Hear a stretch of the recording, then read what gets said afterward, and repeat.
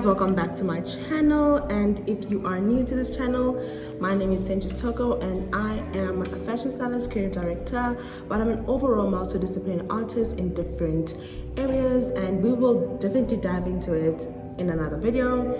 But I will share a bit more about myself, because this video is definitely, as you can see by the title of the video, is how to start your creative career. And this is just a video, it's not like a blueprint, this is how you should do it. I, as a creative, starting off at a very young age, I didn't have like a guide or somebody that I could literally look up to step by step, or somebody that was there for me to help me through the journey. And people around me that were in a creative space, but never had somebody that would really answer my deep questions. So that's why I created this channel, so that I can be able to share with everybody around me my experience and how I'm working through things and how I got through things. So yeah. So a bit more about myself. I am a multidisciplinary artist, like I said. I'm really in the fashion space and the creative direction space. Content creation as well, strategy as well. Have more or less of a 6 or 7 years of experience in the fashion space and as a creative in general. So I've worked with commercials, I've worked in the editorial fashion, I've worked with different multiple brands. So I am overall diverse when it comes to the space, and I've directed and created so many concepts and put together so many shoots. So I'm quite diverse. As a fashion stylist, I started off as a fashion stylist by the age of 18. We can say 17, but I was still in matric.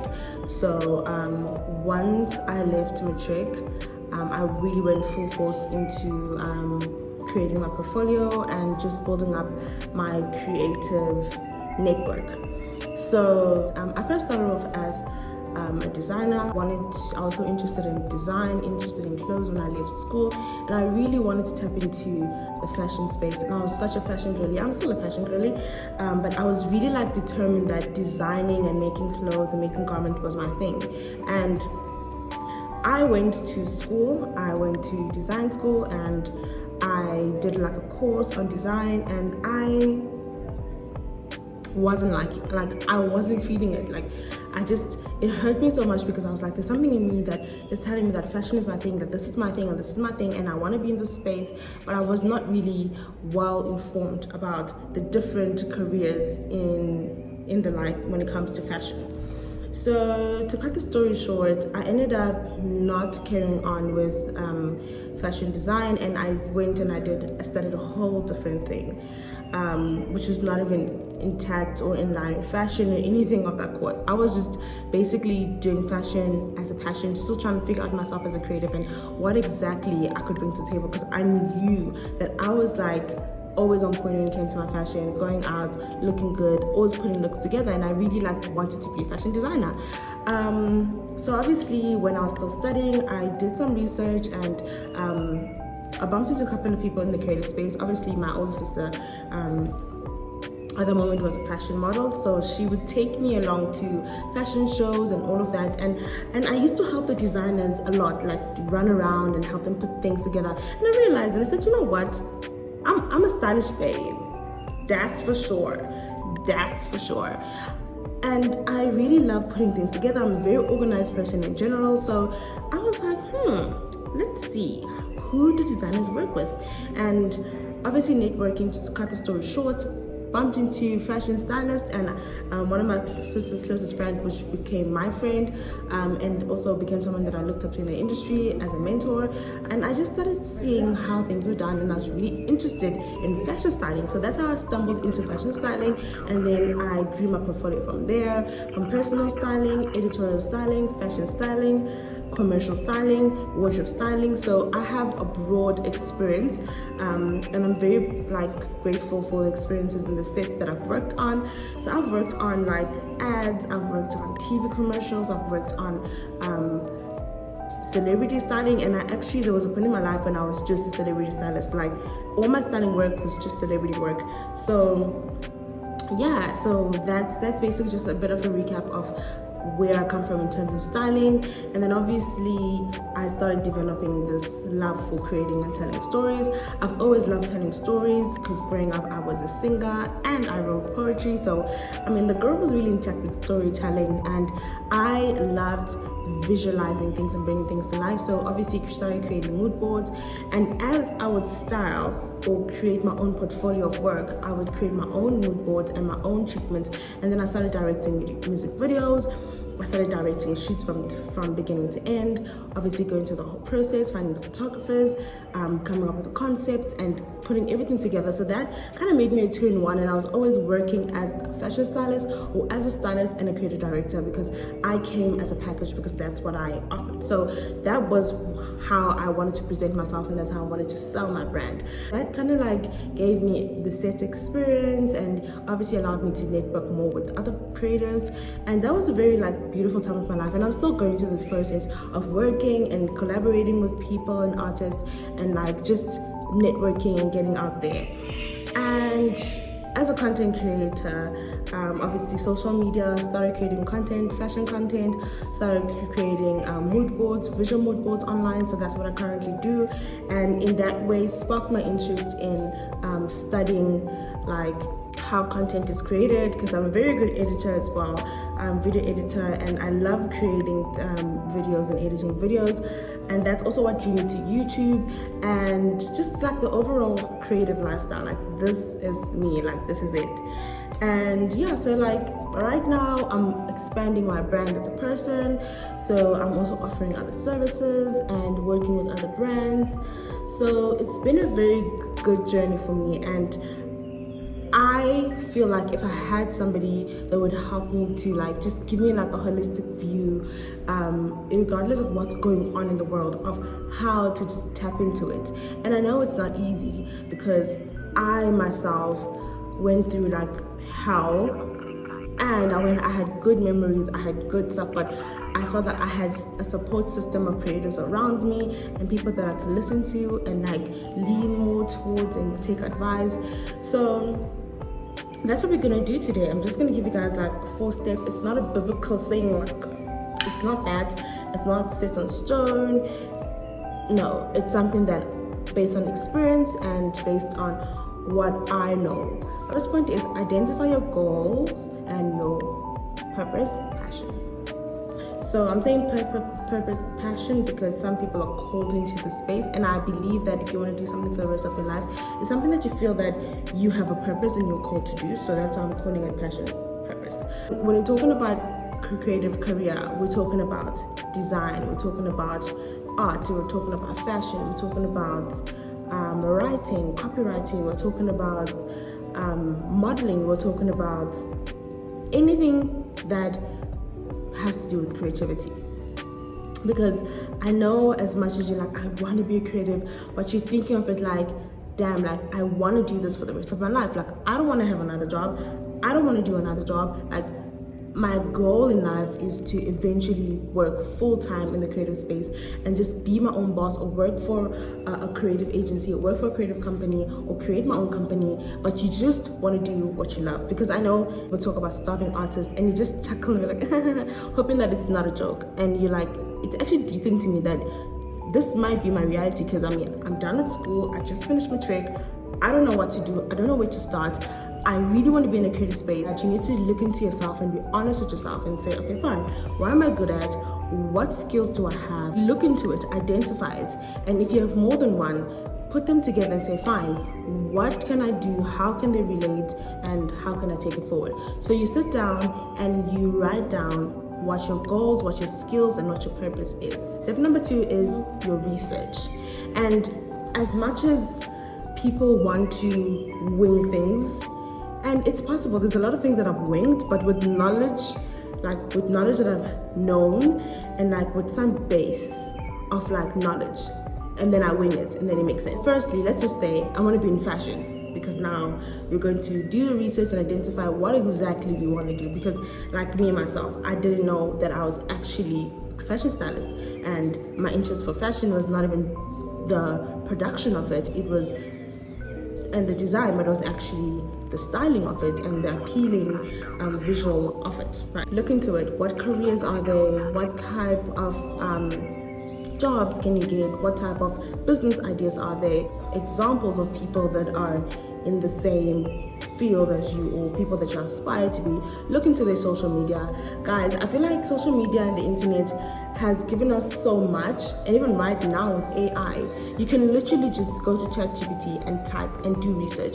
Be like, careers in fashion. It will give you careers in fashion. If you want anything specific, careers in fashion for girls, career in fashion for whatever, it will give you what you need. So read up, understand, gather as much as you can, be ready, because you already have the skills from step one, and you already identified who you are, and you already have your goals, and you already know what you want. Secondly, you do your research. After your research, you've gathered everything, create a portfolio. Okay, so I'm putting my hair back for this one because it is not as easy as people think, right? Apple juice. It is not as easy as people think, and it's not as hard as people make it. Do you get where I'm going with this? So, creating a portfolio can be a bit tricky, but you just need to know exactly what you're aiming to do, and you just need to work with the pros and cons, because everything in life comes with a risk. And I think as creatives, we always want to be like, no, which one's the safest deal, which one's the safest angle. But it's like everything that you're going to do as a creator, without having any organization behind you or anything to protect you, because as an artist, as a creative, when you're starting off and you're not working for anybody, you're automatically a freelance artist. So you literally are depending on like yourself and knowledge of what is permitted and what is not. And obviously with your research that you've done, you'll know how to charge, how to create a portfolio, and what is required. And as a startup, and I'm gonna say this so loud, like very loud, because a lot of people don't understand the meaning of collaboration, and maybe confusing them with exploitation. So let's start with it. You don't have anything, right? You don't have any experience, and you don't know. You're just literally starting up in a creative space. What do? So fine, you've identified, you've done your research, and you've now established that you want to be a fashion stylist and you want to focus on fashion in an editorial. I'm not big enough for brands to want to work with me. I don't have anything to send to show for people to trust that I know what I'm doing. Where do I stand? Where do I start?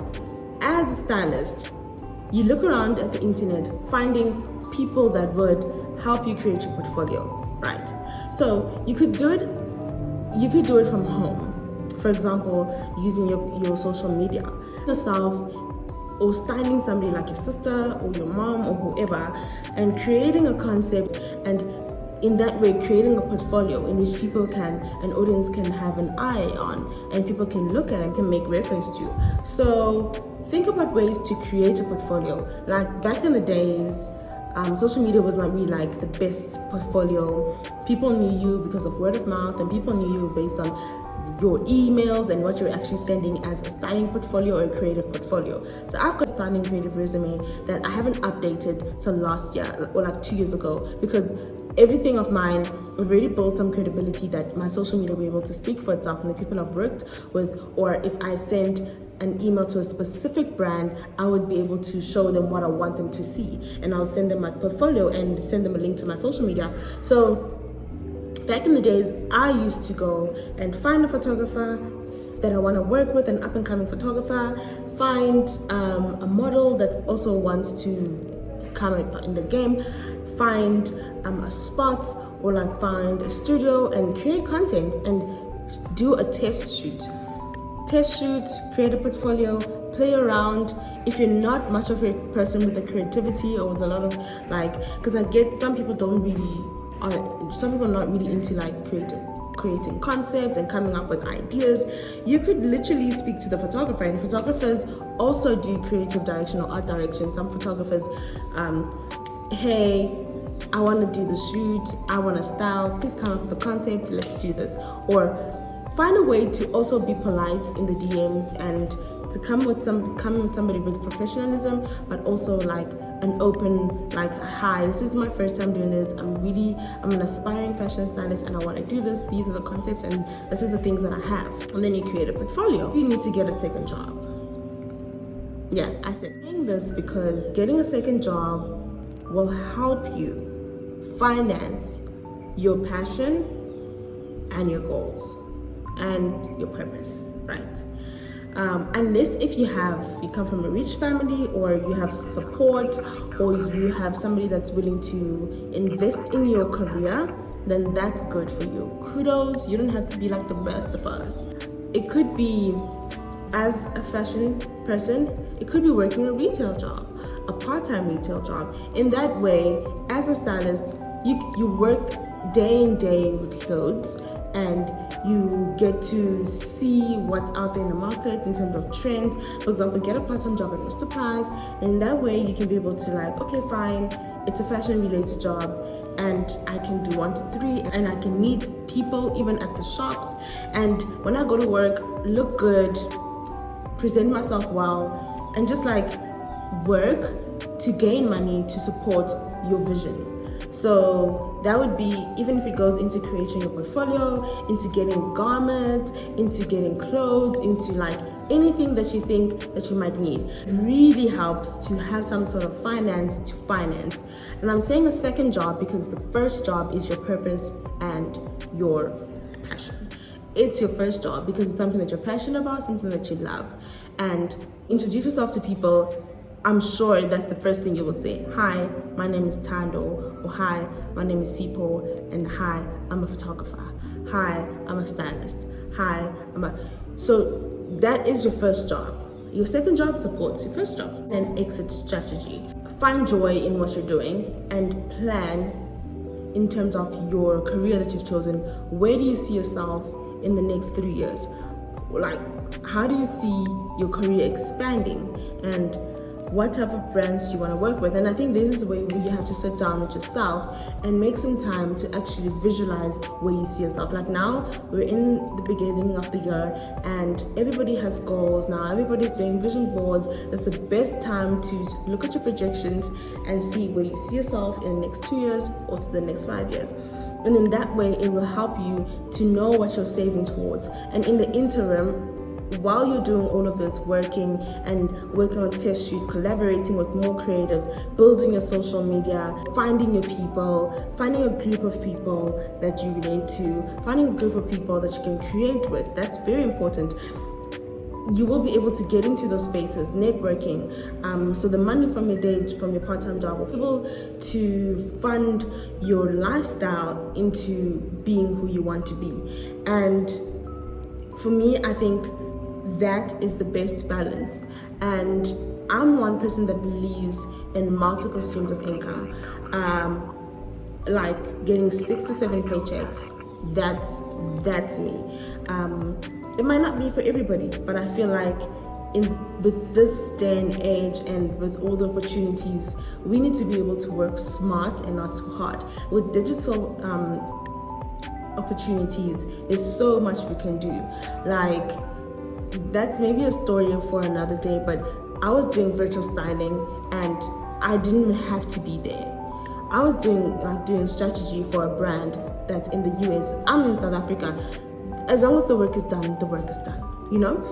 So being very open-minded and pouring into yourself first, because I think as creatives we pour so much of ourselves and our ideas outside and give it to the world. We should be able to sit down and pour into ourselves, affirm ourselves, write down things that we're passionate about, where we want to be, our goals, what we deserve, and start working on that. And it's not going to be easy, but it's definitely something to start. It's definitely a step. So yeah, if you guys enjoyed this video, give this video a thumbs